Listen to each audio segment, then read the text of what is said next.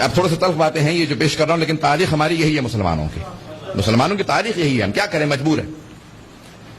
امام ابو حنیفہ عراق واپس چلے گئے، انہوں نے جانے کے بعد وہاں پہ پورا اپنا ایک مکتب شروع کر دیا، پڑھانے لگے۔ چھٹے امام علیہ السلام عراق زیارات پہ گئے۔ ہماری زیارت جو وارثہ آج ہے، یہ چھٹے امام علیہ السلام جب زیارت پہ گئے تھے تو حضرت صفوان ابن جمال سے یہ روایت نقل ہے کہ چھٹے امام نے ان الفاظ سے زیارت پڑھی تھی۔ انہوں نے فوراً پوچھا کہ مولا یہ الفاظ لکھ لوں؟ امام نے کہا لکھ کے مجھے دکھا دے تاکہ میں تصحیح بھی کر دوں۔ الفاظ آگے پیچھے نہ کرنا، صرف معصوم سمجھتا ہے دوسرے معصوم کو مخاطب کیسے کرنا۔ پتہ نہیں توجہ ہے یا نہیں ہے۔ پھر امام نے زیارت عاشورہ لکھوائی، دعائے علقمہ لکھوائی، یہ ساری جناب صفوان جمال سے زیارات ہیں۔ سب کی توجہ ہو میرے ساتھ۔ حضرت صفوان جمال کہتے ہیں امام آئے، امام نے باقاعدہ زیارات کا بتایا، کون سی زیارت کہاں پہ ہے، کس مقام پہ کس طرح سے بیٹھنا، کہاں پہ کون سی نماز پڑھنی ہے، توجہ ہے۔ پھر حضرت صفوان کہتے ہیں امام میرے ساتھ کوفے گئے، مسجد کوفہ میں آپ مقام امام صادق السلام موجود ہے، مسجد سہلہ گئے، اس کے بعد ایک مرتبہ نجف اشرف گئے، وادی السلام، زیارات کرتے کرتے بتانے لگے یہاں ہود و صالح ہیں، سارے بتائیں۔ ایک ایسے مقام پہ گئے کہ وہاں پہ زیارت کرنے کے بعد 40 قدم تک صادق آل محمد نے پشت نہیں کی، نہیں کہا اپنی پشت نہیں کی، الٹے قدم چلتے رہے۔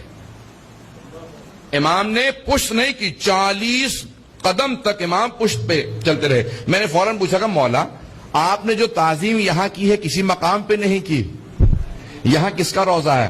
کہا کہ صفوان اعلان نہ کرنا، یہاں ہمارے جد امجد علی ابن ابی طالب کا روضہ ہے۔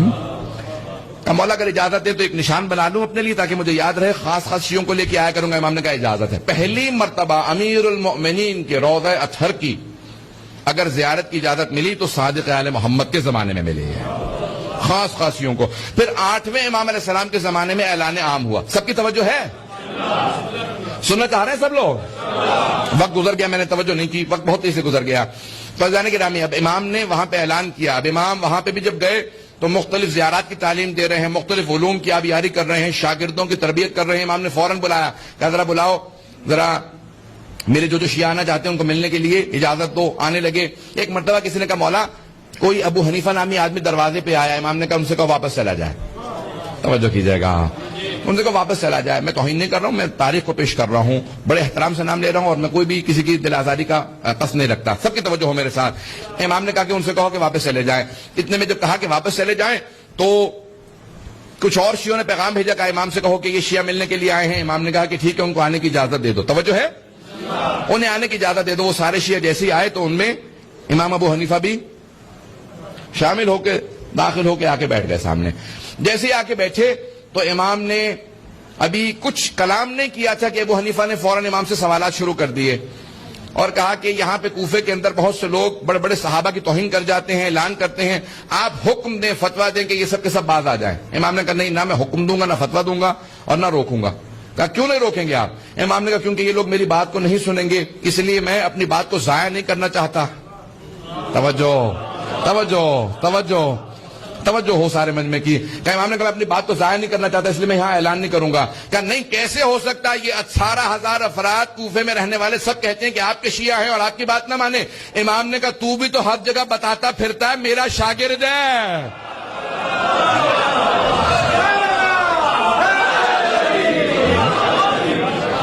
تو ہر جگہ بتاتا پھرتا میرا شاگرد ہے، میرا ماننے والا ہے، کیا تو میری بات کو مانتا ہے؟ کہاں میں آپ کی باتوں کو مانتا ہوں، ہمیشہ میرے متعلق کہتے رہتے میں باتوں کو نہیں مانتا۔ امام نے کہا ابھی میں نے تجھے اجازت دی تھی اندر آنے کی؟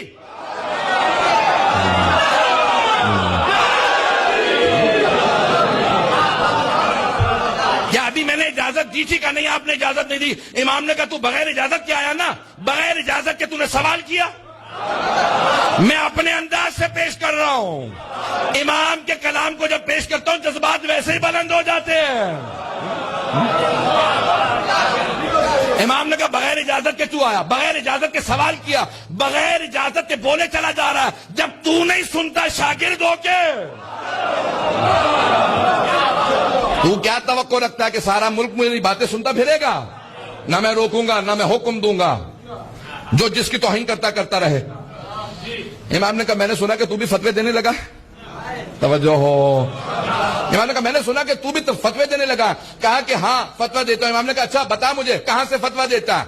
تو کیا قرآن کے محکم و متشابہ میں تمیز کرتا ہے؟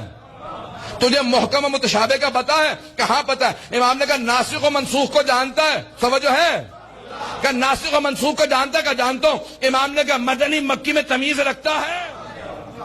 کہ تو کیا شان نزول سے متعلق جانتا ہے؟ تعویل و تفسیر میں فرق کرتا ہے؟ اس نے کہا سب جانتا ہوں. امام نے کہا اچھا میں سوال کرتا ہوں جواب دے, وقت نہیں ہے کہ تفصیل میں جا سکوں. امام نے ایک مرتبہ سوال کیا, اس نے کہا ایک اور سوال کر لیجیے, یہ والا جواب میرے ذہن میں نہیں ہے. بہت لمبا مناظرہ کئی صفحات کا, اگر پیش کروں تو آدھا گھنٹہ لگے گا اور وقت نہیں ہے. آخری صرف سوالات پیش کر دوں گا, وقت نہیں ہے. اس کو پڑھیں, پورا مولا کا مناظرہ تفصیل سے پڑھیں تاکہ واضح ہو امام کا مکتب کیا.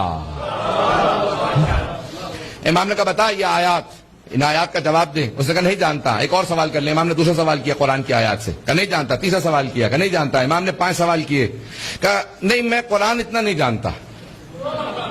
توجہ ہو, میں قرآن اتنا نہیں جانتا, حدیث بہت مجھے محکم و مضبوط ہے, ہزاروں احادیث یاد ہیں. امام نے کہا اچھا ذرا اپنے حدیث کے حساب سے اس مسئلے کو بتا, پیغمبر نے یہ حدیث کہاں پہ کہی تھی؟ میرے اس وقت ذہن میں نہیں ہے, دوسری حدیث پوچھ لیں. امام نے ایک اور حدیث پوچھ لی, 5 حدیث پوچھ لی. اس نے کہا نہیں حدیث اس وقت ذہن میں نہیں ہے. امام نے کہا اچھا قرآن و حدیث سے جب نہیں بتاتا کہاں سے فتویٰ دیتا؟ کہ جب قرآن و حدیث میں نہیں پاتا تو میں قیاس کرتا ہوں, قیاس کرتا ہوں. امام نے کہا ذرا اپنے قیاس سے بتا, زنا زیادہ بڑا گناہ ہے یا قتل؟ اس نے کہا قتل زیادہ بڑا گناہ ہے. امام نے کہا اچھا یہ بتا, اگر تو قیاس کو صحیح مانتا ہے اور کہتا ہے کہ قتل زیادہ بڑا گناہ ہے, تو قتل میں اللہ نے 2 گواہ مانگے ہیں, زنا میں 4.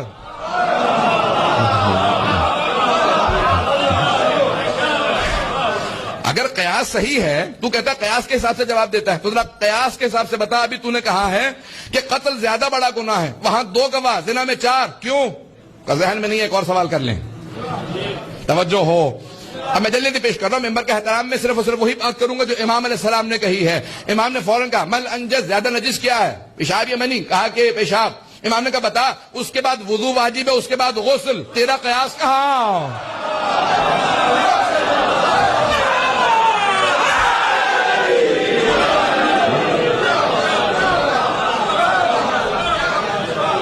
امام نے قیاس سے متعلق اتنے سوالات کیے. امام نے کہا بتا اپنے قیاس کے حساب سے, قرآن و سنت کو نہ دیکھنا, قیاس کے حساب سے ذرا بتا نماز افضل ہے یا روزہ؟ اس نے کہا نماز افضل ہے, اس میں کوئی دو رائے نہیں ہے. امام نے کہا اپنے قیاس کے حساب سے بتا, خاص ایام میں مستورات کی نمازیں ساقط, روزے کی پھر بھی قضا واجب.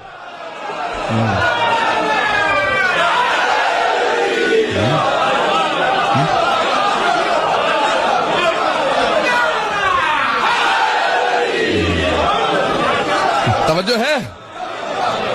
امام نے کہا ایک اور مسئلہ پوچھ لوں؟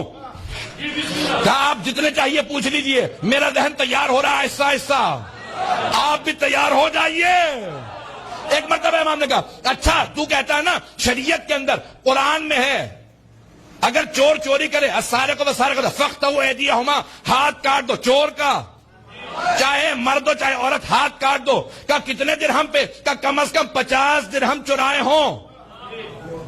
شریعت محمدی میں حکم ہے, پیغمبر نے حکم دیا کم از کم 50 درہم چرائے ہوں تو ہاتھ کاٹ سکتے ہیں, جبکہ ہاتھ کاٹنے کا قصاص 500 ہے. ویسے کوئی ہاتھ کاٹ دے تو 500 درہم دینے پڑتے ہیں, غلطی میں کسی کا ہاتھ کاٹ دوں مجھے پھر بھی اس کا قصاص دینا پڑے گا 500 درہم, اور 50 درہم چرانے پہ ہاتھ کاٹ دیں. کیا بتا قیاس کے حساب سے شریعت نے ایسا حکم کیوں دیا؟ کہ ان میں سے کوئی مسئلہ ذہن میں نہیں ہے. امام نے کہا سن, میں کبھی تجھ سے سوال نہ کرتا اگر تو خود حماقت نہ کرتا میری بارگاہ میں آنے کے. تو چھپا پھرتا رہتا, جہاں مرضی فتوے دیتا رہتا, میں خاموش رہتا. جب تو آیا میری بارگاہ میں تو نے جسارت کی سوال کیا, میں نے اس لیے سوالات کیے تاکہ سب پہ واضح کر دوں جعفر ابن محمد اور ابو حنیفہ شیر و شکر نہیں تھے, مسلک الگ الگ تھے, مشرب الگ الگ تھے.